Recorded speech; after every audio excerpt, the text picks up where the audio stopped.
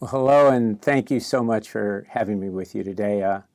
Though I apologize for being here two-dimensionally, I do, though, want to give a big three-dimensional shout-out to Cheryl Smith for helping me pull this together. What I'm going to do today is read to you a brief passage from a book of mine and comment on it, for I believe it gets to something crucial in the work that you do, and to underscore and focus that connection, I'm going to begin with a few thoughts on a wonderful article by Christy Toth and Pat Sullivan and Carolyn Calhoun-Dillahunt in the September 2019 issue of College Composition and Communication. It's titled The Two-Year College Teacher Scholar Activism, Reconstructing the Disciplinary Matrix of Writing Studies. I suspect many of you have read it. It's an ambitious article. The authors drawing on a range of two-year college scholars' work along with their own to argue for an enhanced definition of writing studies that foregrounds its public and civic purpose and its student advocacy and its need for common cause across disciplines and types of institutions. And one of the things that I most appreciate about this article is its focus on the two-year college as a site of knowledge making. That those working in the two-year college, as well as those matriculating in it, give rise to a rich body of knowledge about important and timely topics that, to my mind, range from adult development and learning to the sociology and economics of education, to the contemporary value and application of the disciplines from the humanities to the applied sciences.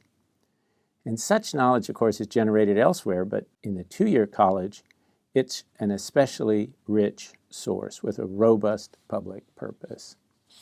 So let me read to you now this brief comment from a book of mine called Back to School, Why Everyone Deserves a Second Chance at Education. And I'm going to briefly comment on it after I read it, because I hope that it illustrates my claim about the rich knowledge generated at the two-year college.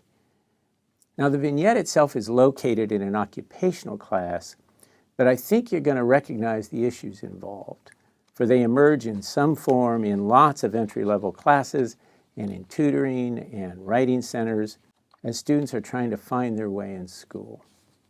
So here's the excerpt. What you see depends on where you sit and for how long. You enter the classroom from the rear, wanting to be discreet on your first visit, and you slip into the desk closest to the door. A few students notice you, but most are walking around or leaning over to the person next to them, talking.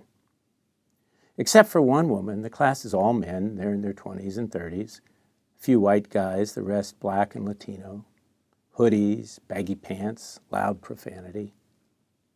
The teacher is in the front at a cloudy overhead projector. 3 men are around him. Each seems bigger than the next, and they are arguing.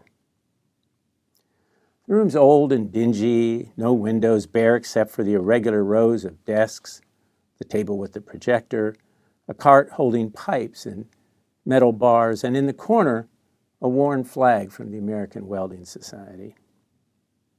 You're trying to take it all in when a sullen guy in an oversized t-shirt, a bandana around his head, walks over you and asks, "What are you doing here?" The classroom's attached to a large welding shop in a community college welding program. 2 days a week, the welding instructor teaches basic mathematics to his novice welders because some of them checked out of school long ago and never learned or learned poorly how to divide decimal fractions and calculate volume. And some knew it but have been away from it in the military or in a job that folded. Most people who make policy that affects students like these, and a fair number whose research involves them, haven't spent time in such classrooms. And with a few exceptions, those who do aren't there for long. But if you stay, and you come back again, you'll notice that on some days the baggy jeans and oversized tees are traded off for work shirts with company logos on the back. And as you move around the room, you'll hear that amid the F-bombs, students are explaining to each other how to solve a problem or challenging someone else's explanation. The men walking over to other men's desks are typically bringing their open notebooks with them.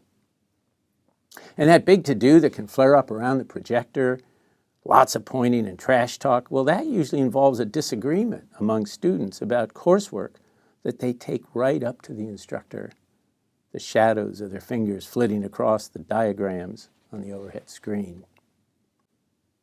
And that guy who wanted to know what you're doing here, it's a legitimate question, isn't it? And everything depends on how you answer it. When it was posed to me, I said I was there to study programs like this one because we need to know more about them to convince our politicians that we need more of them. The man's features softened, and we moved out into the hallway. We need programs like this, he said, people like us. It's the teacher that really makes a difference, he continued. He treats us like we're people. I later found out more about this man. His name's Ray. Ray had been in the 2-year program for a year, and he's doing well, and in fact just got a job. The boss sent the instructor an email praising Ray, adding that he'd hire anyone else that good. The instructor then told me Ray's story. During his first few weeks in the program, Ray tried to cheat on a test of welding terms by erasing the name on a paper being handed toward the front and writing his own name quickly across the top. This was so pathetic a move that several other students called him out on it, and besides, the instructor could clearly see the traces of Ray's handiwork. Ready to throw Ray out of the program, the instructor called him into his office the next day, angry at both the stupidity and insult of Ray's stunt. Well, Ray was mortified and begged to be given another chance. And ambivalent, uncertain, the instructor relented. You just don't know, he told me. You have to be open in a program like this. Give guys a chance to leave the streets behind. For the instructor, the program was a buffer zone. Some people will change, some won't. It's hard to know in advance, but Ray seems to have made it. So that's the story. Now let's think about it. Let's consider the kind of knowledge involved in this little vignette and the dynamic, evolving nature of that knowledge. What the narrator sees and what he comes to understand about what he sees shifts as he spends more time in the setting. And his interaction with Ray adds to what he learns. Because the narrator is part of a statewide research project, the knowledge he gains can be used to inform other occupational program administrators and policymakers. And this is also the story of what Ray is learning. He's becoming a skilled welder. He's also acquiring other ways of being in the world of school and the world of work, ways of being involving knowledge that's an alternative to the knowledge he brought into the welding program. The instructor possesses knowledge of welding, valued capital, and he also knows how to teach it, what educational psychologist Lee Schulman calls pedagogical content knowledge. The instructor possesses yet another kind of knowledge of the world many of his students come from, which has a significant effect on Ray's opportunity to gain knowledge of welding and of other ways to lead his life. And then there's the knowledge of applied mathematics being generated as the students interact with each other at their desks, around the projector, and teachers would pay serious money to have their students care enough about math to argue over it. Though not explicitly present, there's one more kind of knowledge surrounding this scene, a powerful consequential knowledge, the knowledge that informs public policy. Such knowledge can include some of the kinds of knowledge I've listed, though too often it doesn't. It's primarily demographic and administrative knowledge, student background information, rates of enrollment, retention, cost. Now, it's important knowledge, for it provides a broad view of trends and contributes to administrative and financial operations and accountability. But it is limited. It lacks the lived experience of the people it represents. As the narrator explains to Ray, he hopes to add other kinds of knowledge to this policymaking knowledge.